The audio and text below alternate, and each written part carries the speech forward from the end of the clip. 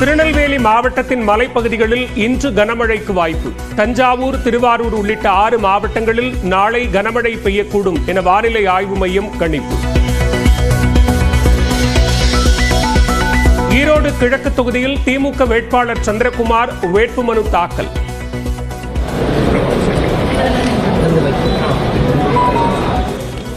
இன்றுடன் நிறைவடைகிறது வேட்புமனு தாக்கலுக்கான அவகாசம்.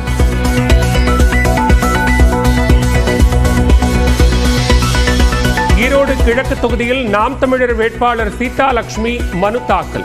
மைக் சின்னம் ஒதுக்க கோரிக்கை.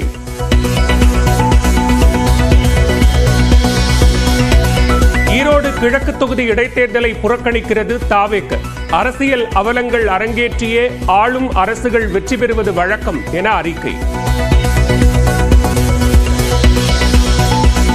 உலக செஸ் சாம்பியன் குகேஷுக்கு கேல் ரத்னா விருது வழங்கி கௌரவித்த மத்திய அரசு. श्री गुकेश डी.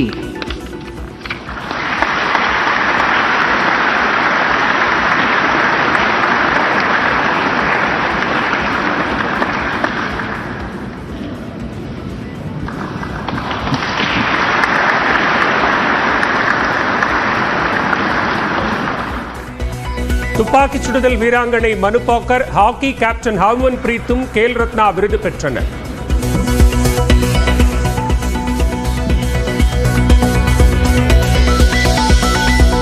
வீடு புகுந்து நடிகர் சைஃப் அலி கானை கத்தியால் குத்தியவர் கைது. சிசிடிவியில் பதிவாகி இருந்த நபரை அடையாளம் கண்டு கைது செய்த காவல்துறை. கேரளாவில் காதலனுக்கு குளிர்பானத்தில் விஷம் கொடுத்து கொன்ற வழக்கில் இளம்பெண் குற்றவாளி என தீர்ப்பு. தண்டனை விவரம் நாளை அறிவிப்பு.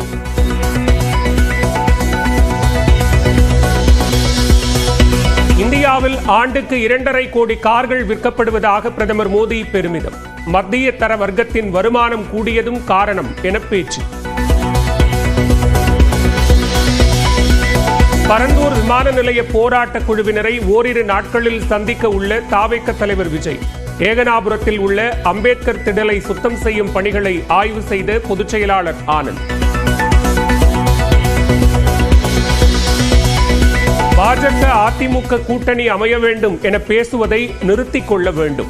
துக்ளக் ஆசிரியர் குருமூர்த்திக்கு அதிமுக முன்னாள் அமைச்சர் ஜெயக்குமார் எச்சரிக்கை. முடிவு கட்சியால் எடுக்கப்பட்டது. கட்சியால் எடுக்கப்பட்ட முடிவு. அந்த முடிவு பார்த்தோன்னா ஒரு எந்த நிலையிலும் சரி, சட்டமன்ற தேர்தல் வருங்காலத்தில் கூட பிஜேபியோட கூட்டணி இல்லைன்ற ஒரு முடிவுக்கு கட்சி வந்துட்ட பிறகு திருப்பி என்ன இவர் பேசுறது? இவர் பேச வேண்டிய அவசியமே கிடையாது. பொங்கல் தொகுப்புடன் 2000 ரூபாய் வழங்க உத்தரவிட முடியாது. பணம் வழங்குவது அரசின் கொள்கை முடிவு என உயர்நீதிமன்றம் திட்டவட்டம். தமிழக அரசுடனான பிரச்சனையை தீர்வு காண முயற்சித்து வருவதாக ஆளுநர் தரப்பு வாதம். தீர்க்க முயற்சிக்காவிட்டால் தீர்த்து வைக்க முயற்சிப்போம் என உச்சநீதிமன்றம் கருத்து. சிவகங்கை மாவட்டத்தில் முதலமைச்சர் மு க ஸ்டாலின் வரும் 21, 22ஆம் தேதிகளில் கள ஆய்வு. பல்வேறு நலத்திட்ட உதவிகளையும் வழங்குகிறார். ஏழைகளுக்கு அதிகாரம் அளிப்பதில் நமக்கு உத்வேகம் அளித்தவர் எம்ஜிஆர் என பிரதமர் மோடி பெருமிதம். சிறந்த சமுதாயத்தை கட்டமைக்க முயற்சித்தவர் என்றும் புகழாரம். தமிழக அரசியலின் அதிசயம் எம்ஜிஆர் என விஜய் புகழாரம். கூத்தாடி என்ற கூற்றை சுக்கு நூறாக உடைத்தவர் என்றும் அறிக்கை. வத்தலகுண்டு அருகே வாழைப்பழத்தை சூறை விடும் திருவிழா.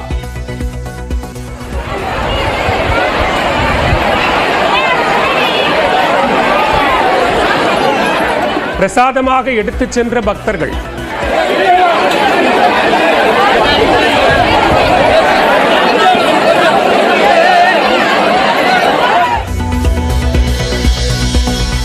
தனது உடல்நிலை சரியில்லை என வெளியான செய்தியால் நேசிப்பவர்களை அறிந்து கொண்டதாக விஷால் உருக்கம். விழவும் மாட்டேன், விடவும் மாட்டேன் என்றும் அதிரடி. சோதனையின் போது வெடித்து சிதறிய ஸ்பேஸ் எக்ஸ் ஸ்டார்ஷிப் ராக்கெட். விஞ்ஞானிகள் அதிர்ச்சி.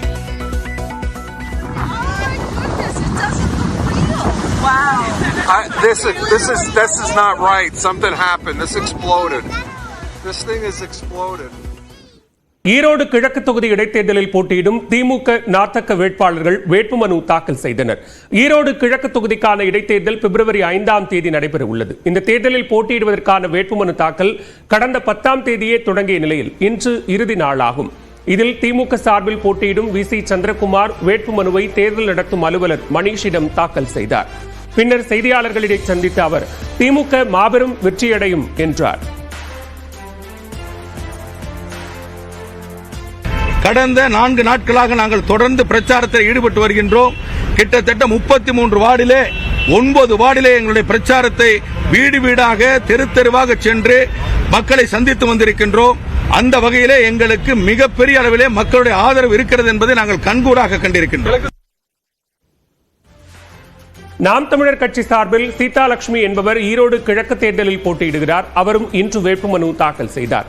பின்னர் செய்தியாளர்களை சந்தித்தவர் அந்த தொகுதி மக்களின் தேவை என்ன என்பது தனக்கு தெரியும் என்றும் களத்தில் நின்று சேவை செய்வேன் என்றும் அவர் கூறினார். மண்ணினுடைய சிக்கல் இன்னும் தீர்க்கப்படவே இல்லை. முதல்ல சட்டமன்ற உறுப்பினர் அப்படின்னா என்ன அப்படின்னா இந்த மண்ணினுடைய சிக்கலை மக்களினுடைய தேவையை எடுத்து சென்று சட்டமன்றத்திலே சட்டமாக இயற்றி அதை நடைமுறைப்படுத்த செய்வதுதான். இதுவரைக்கும் செய்தார்களா என்றால் இல்ல. நான் அந்த வேலையை செய்ய வந்தவள் தான். எனக்கு இந்த மண்ணினுடைய சிக்கல் தெரியும், மக்களினுடைய தேவையும் தெரியும். மகாராஷ்டிரா மாநிலம் புனேயில் குடிபோதையில் கண்டெய்னர் லாரியை ஓட்டி வந்த நபர் அடுத்தடுத்து 10க்கும் மேற்பட்ட வாகனங்கள் மீது மோதிவிட்டு நிற்காமல் சென்ற சம்பவம் அரங்கேறியுள்ளது. துரத்தி பிடித்து பொதுமக்கள் அவரை நையப்புடைத்துள்ளனர். என்ன நடந்தது பார்க்கலாம். ஈரோடு கிழக்கு தொகுதி இடைத்தேர்தலில் போட்டியிடும் நாம் தமிழர் கட்சியின் வேட்பாளர் சீதாலட்சுமி செய்தியாளர்களை சந்தித்து வருகிறார். நேரலையில் பார்க்கலாம். இந்த தமிழர் மண் ஈரோட்டு மண் சந்திக்க இருக்கு. உலகத்துக்கே சோறு போட்ட விவசாயி, மானத்தை காக்கின்ற ஆடையை நெய்த நெசவாளன் இந்த ஈரோட்டு மண்ணிலே இன்றைக்கு அந்த வாழ்வாதாரத்தை விட்டு போகக்கூடிய நிலைக்கு தள்ளப்பட்டதுக்கு காரணம் இந்த திராவிட ஆட்சி தான். அது குறிப்பா திமுக ஆட்சி தான். இப்ப என்னன்னா அரசியல் என்பது முழுக்க முழுக்க மக்களுக்கு செய்கின்ற சேவை என்றுதான் அண்ணன் சீமான் அவர்கள் நாம் தமிழர் களத்தில் என்னை வேட்பாளராக நிறுத்தியிருக்காங்க. இதுவரைக்கும் ஆண்ட கட்சிகள், திராவிட கட்சிகள் அவர்களுடைய சுயநலத்திற்காக இந்த பதவியை பயன்படுத்துறதுனால மக்கள் ரொம்ப சீரழிஞ்சு போயிருக்காங்க. இந்த மண்ணினுடைய சிக்கல் இன்னும் தீர்க்கப்படவே இல்லை. முதல்ல சட்டமன்ற உறுப்பினர் அப்படின்னா என்ன அப்படின்னா இந்த மண்ணினுடைய சிக்கலை மக்களினுடைய தேவையை எடுத்து சென்று சட்டமன்றத்திலே சட்டமாக இயற்றி அதை நடைமுறைப்படுத்த செய்வதுதான். இதுவரைக்கும் செய்தார்களா என்றால் இல்ல. நான் அந்த வேலையை செய்ய வந்தவள் தான். எனக்கு இந்த மண்ணினுடைய சிக்கல் தெரியும், மக்களினுடைய தேவையும் தெரியும். 13 ஆண்டுகளாக இந்த மண்ணில ஆசிரியர் பணி செய்தவள்.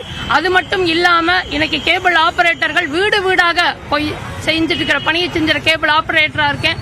அது மட்டும் இல்லாம அக்கு ஹீலர் மருத்துவராக இருக்கேன். இப்ப இதெல்லாம் என்னுடைய மக்களுக்கு தேவையான ஒன்றா இருக்கு. இப்ப நான் அந்த களத்துல நின்று மக்களுக்கு செய்ய போறேன். அது மட்டும் இல்லைங்க, மஞ்சள் மாநகரம் சொன்ன இந்த ஈரோட்டு மண்ணில் இன்றைக்கு புற்றுநோய் மாநகரமா மாறி இருக்கு. காளிங்கராயன் ஒரு மேட்டாங்காட்டுல நெல் விளையிலங்கிற ஒரு சின்ன சிந்தனையில காளிங்கராயன் வாய்க்காலையே பண்ணாங்க. ஆனா இன்னைக்கு அந்த வாய்க்காலுடைய நிலைமை எப்படி இருக்குது இந்த திமுக ஆட்சியில் அப்படின்னா கோழி கழிவுகள் மிதந்துட்டு போகுது. அதே போல கழிவுகள் இதுதான் சொல்லவே முடியாது. அது வாய்க்கால் அப்படிங்கிற சிந்தனையே இல்லாத அளவுக்கு அந்த கழிவுகள் நிரம்பி வழியுது. ஈரோடு கிழக்கு தொகுதியின் நாம் தமிழர் கட்சியின் வேட்பாளர் சீதாலட்சுமி செய்தியாளர்களை சந்தித்த காட்சிகளை பார்த்தோம்.